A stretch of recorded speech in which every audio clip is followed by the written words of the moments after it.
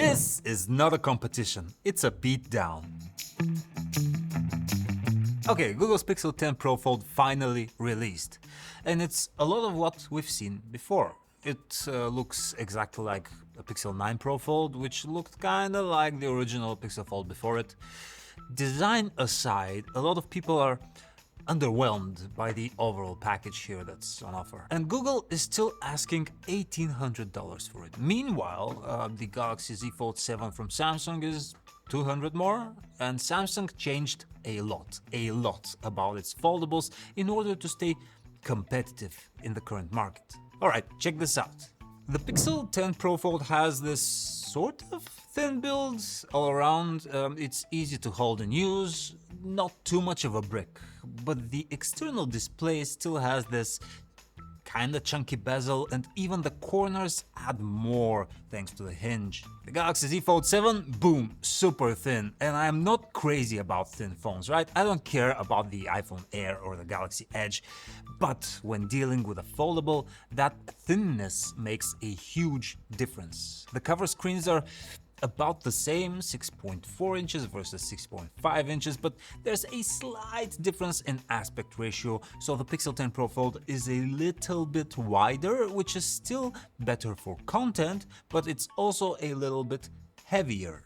In general, when juggling those two phones, I'd say the Galaxy Z Fold 7 is a little bit easier to handle with one hand, which goes a long way. There are two drawbacks with that design. For one, Samsung had to drop the use of an S Pen, which has some fans disappointed. But the Pixel Fold doesn't support a pen, so that point is moot in today's comparison. And it also has this crazy wobble because the camera has to stick out that much.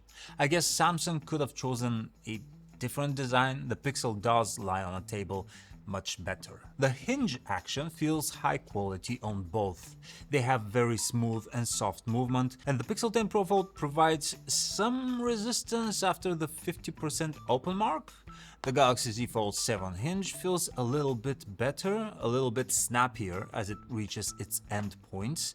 I'd say it's the best feeling fold action on any foldable I've tried thus far, but the race is very close, and some other people may say they prefer another one. The Pixel 10 Pro Fold does score a win here. It's the first foldable to be rated IP68 for dust and water resistance, which I don't know how they did it, but if you like using your foldable around the beach, the Pixel has more of an edge. The Galaxy Z Fold 7 has IP48, which is good water resistance, but it can still choke up on particles that are smaller than 1 mm in diameter. So keep it away from sand, dirt, or my ex's heart. Also, the Pixel 10 Pro Fold supports the new Pixel Snap, which is basically MagSafe for Android. The Galaxy did not include magnets in the build. The screens are of equally high quality here. Peak brightness on the Pixel is 3000 nits versus 2600 nits on the Z Fold 7. We do measure 20% APL, where we got about the same super bright results. At full screen, all blast brightness, the Pixel did give us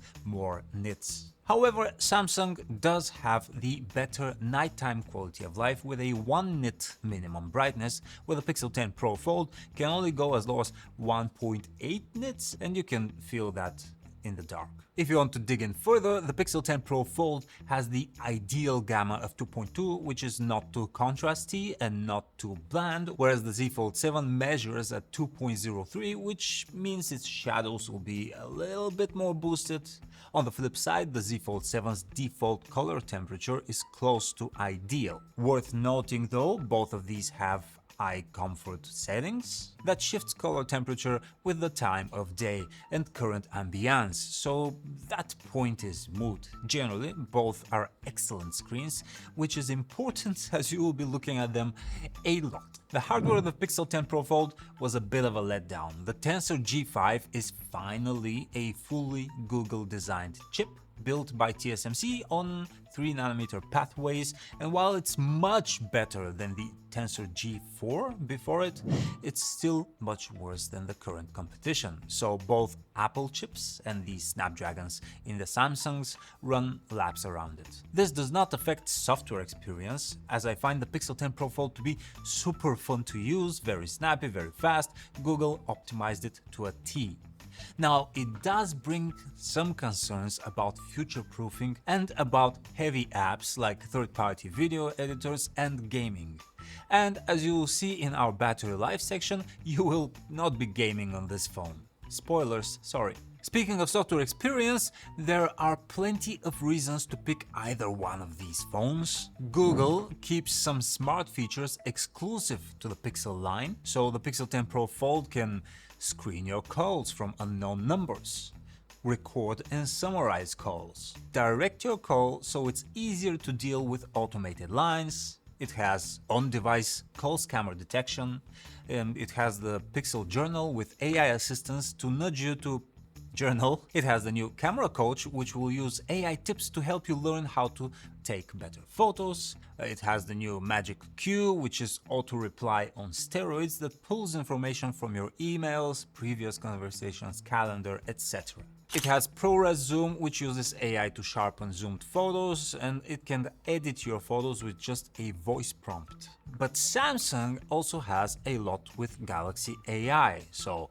voice call translation, which Pixel now also has, website summaries, which the Pixel can do through Google Assistant, voice record transcripts, which the Pixel also does, magic eraser and generative edits, again the Pixel also has, audio eraser to remove unwanted noises from video. Now that one was copied from the iPhone, and Samsung's solution is kind of bad. A very cool feature here is where you can make a video slow motion by just holding a finger on it. The AI generates frames between the real frames, and AI upscaling to up the resolution on photos. Samsung also has my favorite DeX mode, where you plug this into a monitor and it turns into a desktop work machine. Now, Google did introduce desktop mode for the Pixels too this year, but it's still buggy and undercooked. Maybe that's why it's still hidden in the developer options menu. Speaking of undercooked, the new Android has this feature where you can turn your icons to a color that matches your wallpaper, like on iPhones and Nothing phones. However, unlike on Nothing phones, Google didn't figure out that I would want third-party apps to also be monochrome, so you end up with this ugly sight. So while Android 16 on the Pixel is super clean and snappy, just like how Google meant it to be, I think they should change their concept a little bit, just have some more meaning behind it.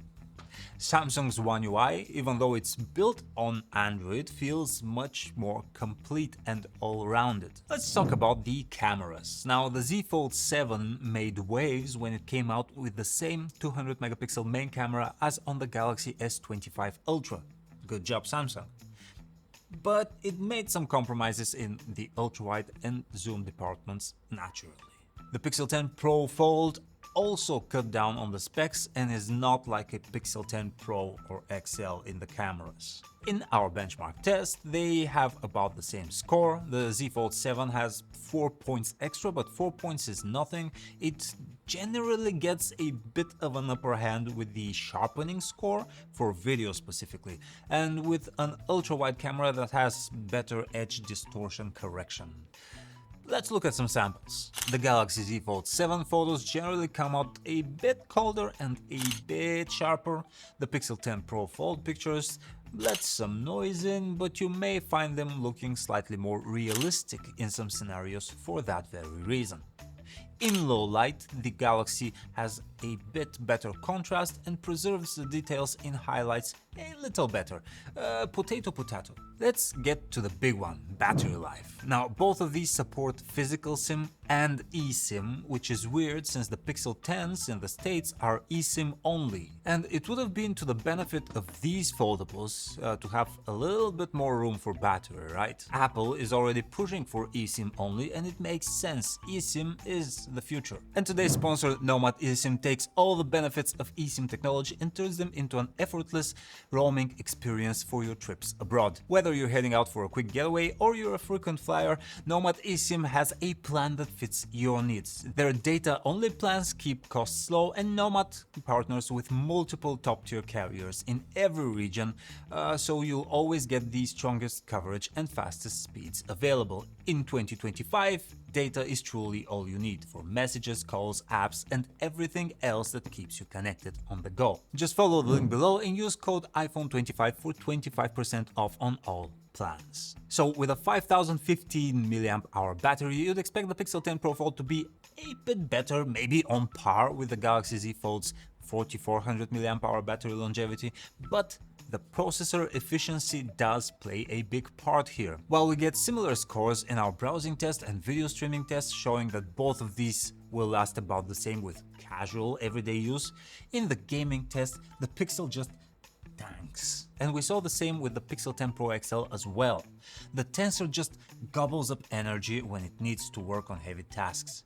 Keep that at the top of your mind when shopping. In general, I feel like this year's Pixel 10 Pro Fold is still stuck in the past, while the Galaxy Z Fold 7 took a leap of faith into the future. Maybe Google is cooking up something special for 2026, maybe it's not, but for right now, I can say that it's worth to spend a little bit extra and get the Galaxy Z Fold 7. It's just the better all-around package. This is where you drop a like and a sub, and I drop off this chair. Bye!